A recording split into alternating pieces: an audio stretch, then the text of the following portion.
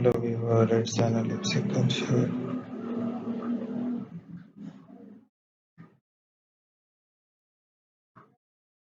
So let's create the shapes.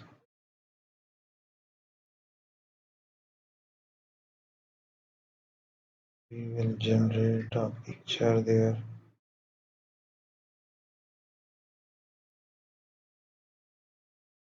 I will find a structure. So we have to take it.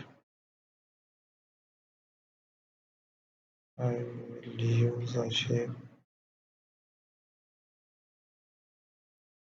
add some different pictures here. Let's use the designs. Thank you for watching our video. Don't forget to subscribe my